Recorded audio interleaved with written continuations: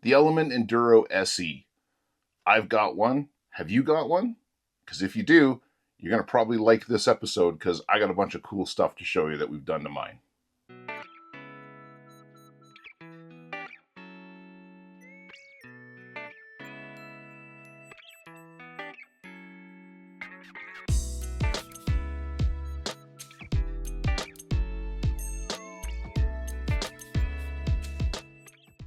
Welcome to another MSM video. I'm Jeremy. Thanks for watching.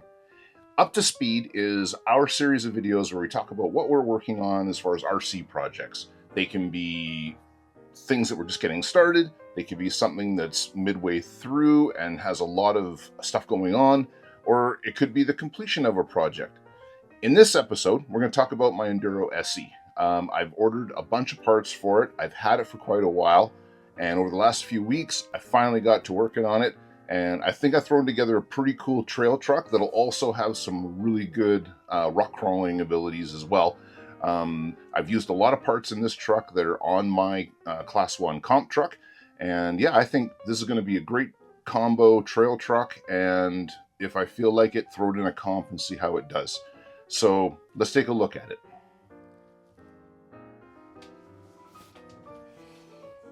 All right, this is my Enduro SE.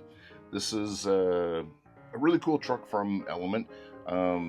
It's a budget entry level truck, so you don't get bearings, you don't get metal links.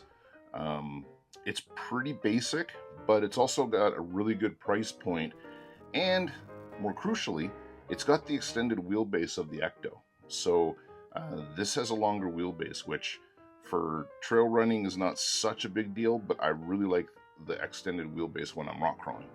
So let's take the body off and show you what all we did to this thing. Okay, so after we take the body off, we've got a lot of anodized orange. I wanted to go with orange and gray as the paint scheme, so I've got Enduro anodized wheels. I've got Rock Pirates shock mounts, washers in anodized orange underneath the truck.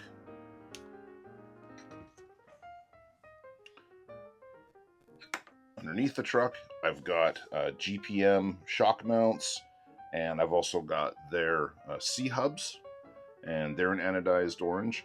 And the cool thing with these shock mounts is they actually give you 3 positions that you can put the links in. So that's kind of cool. I'm gonna play around with that and see what kind of difference that makes and if it's helpful. Other modifications to this include taking the servo from the axle and mounting it on the chassis. Of course, got the metal links in there, including high clearance links. That's all Element factory team parts. And we've got a Fusion SE. So we've got a really good power system, and control wise it'll all run off of my FlySky GT5 radio. These are all modifications largely that I made to my Class 1 truck except for the Fusion. I've got Enduro winch servo. My comp truck runs the Rock Pirates mounts. My comp truck also has the XF transmission with the motor facing forward. I've got NSD-RC winch servo in that truck.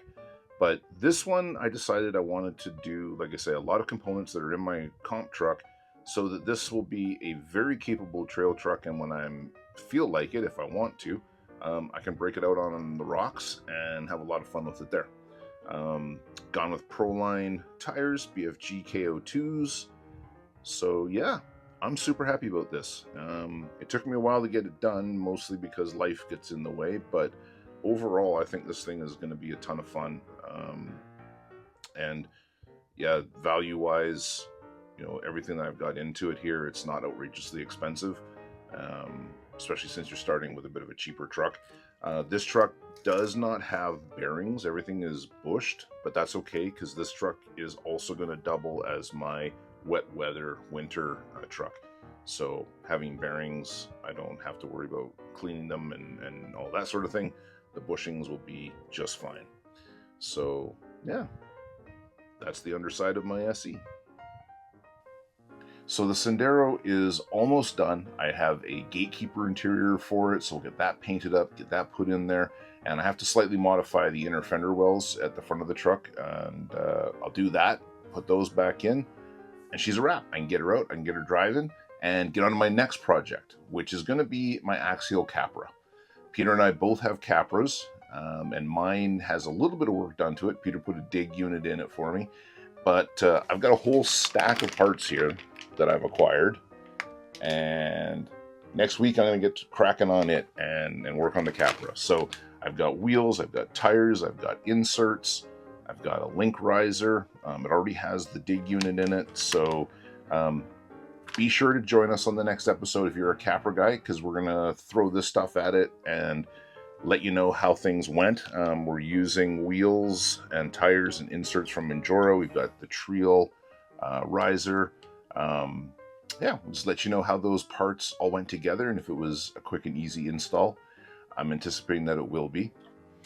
If you're enjoying our videos, please be sure to like and subscribe. We really appreciate that. And also, in the comments, put down there if you're an Enduro SE owner, and if you are, what mods you've done to your SE. And since next week we're going to talk Capra, all you Capra guys, same thing. Let us know what you've got in your Capras, and we can compare notes. It's always fun to read the comments, and we respond to all of them. That's going to do it for this week. Thank you very much for joining us, and for now, you're all up to speed.